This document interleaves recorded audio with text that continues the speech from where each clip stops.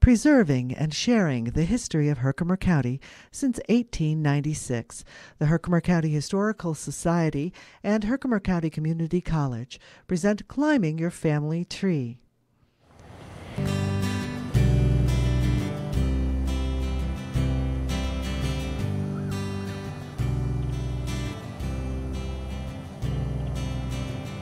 Local news director and anchor Steve McMurray was invited to climb his family tree and discover his Herkimer County heritage.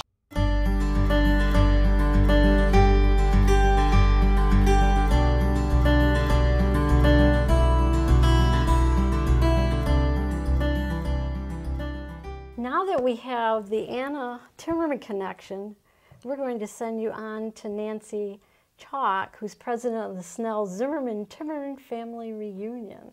Okay. So your next stop will be with Nancy. Oh, okay. You'll find more about the Timmermans. Oh, interesting.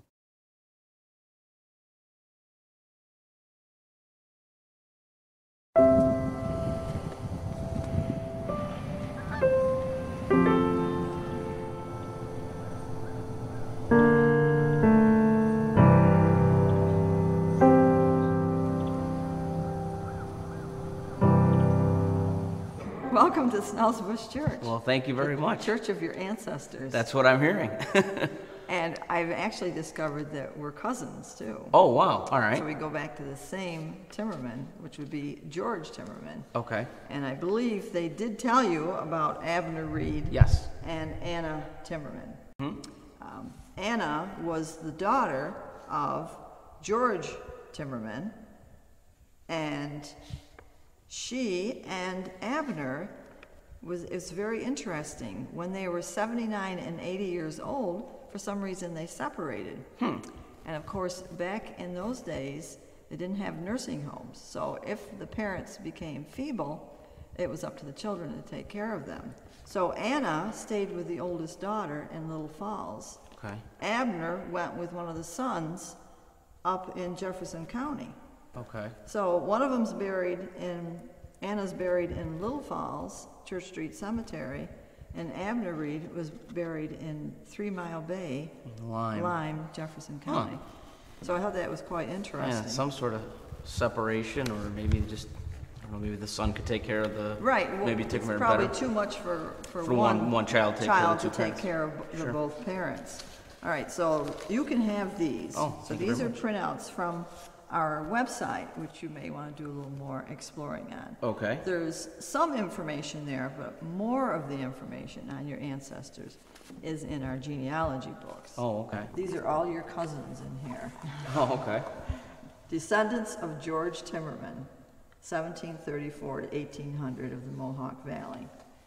This is their children, and Anna's other sibling was my ancestor. Oh, okay. So that's where we're connected to be cousins. Okay. Well, the Zimmerman family came to North America, New World, in 1710.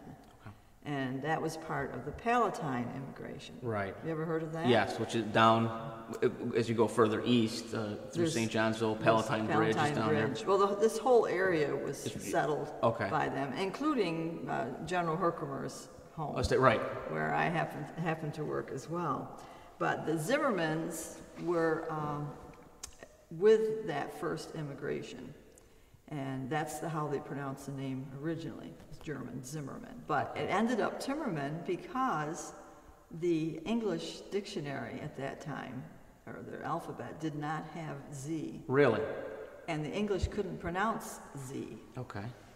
So they made it a T. Oh, okay. So then a lot of the later descendants called themselves Timmerman as opposed to Zimmerman. and not Zimmerman. Okay. In fact, your ancestor George, he changed his spelling of his name after the Revolution, so it was Timmerman. Okay. As did his younger brother Henry. All right. Or Hendrick. And the back to the Palatines, when they first came, they were of course supposed to make tar for the British Navy and set up in the Hudson Valley. And that project failed, So first they went to Schoharie, had been promised land. And when that didn't work out, they started coming into the Mohawk Valley. So Jacob Zimmerman was the first to be in the Mohawk Valley, and that was by around 1720. Wow. And he actually settled what is now St. Johnsville. Oh, okay. At that time, and for quite a few years, they called it Zimmerman's Mills, because he set up mills. His wife was given land by the Mohawk sachems, Mohawk chiefs. Okay. Why they gave the land to the wife, we'll never know. There is a little question of a little Indian ancestry there. Oh, maybe. Okay.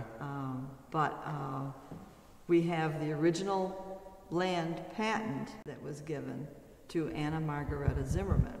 Okay. And that was first given in 1734, written in Dutch. And then when the English took over the colony, it had to be rewritten in English, right. And the Indians re-signed it. So 3,000 acres, and you're standing on part of that land. Okay, I was going to say how far east it is. Okay. That was given to Anna Margareta for her use and her children. And all of the children had land on that property. Okay. Back to your connection, George, he was the son of Jacob and Margareta Schultz, and his wife was Anna Elizabeth Clock. Okay. And she was known as Ann Liz, and she was a daughter of Johannes and Anna Margareta Fox Clock. Okay. I.e. Fort Clock down outside of St. Johnsville. Yes. Okay. Very nice. So a lot of times you'll find when you search your ancestry back to any of the Palatines, you'll find an interconnection with other Palatines. Sure. The Palatines did keep to their own group quite a bit. Of course, same customs, same language, spoke German. Actually, the German language was utilized in the home all the way up until 1900. Oh, wow. Okay. A lot of them were still speaking German in the home. So they pretty much stayed fairly close in their community. Of course, how far can you go when you've got 2 feet or a horse? Yeah, sure. And maybe a canoe to cross the river. Well, yeah, I was going to say. Okay. So I guess that's all I have to impart to you at this point. Wow. Other than you'll have to go to visit Fort Clock to find out the rest of that. That's right. Driven by it several times. Have to stop in and Next time, for the final segment on climbing your family tree, Steve travels to Fort Clock, where he steps into his ancestors' shoes.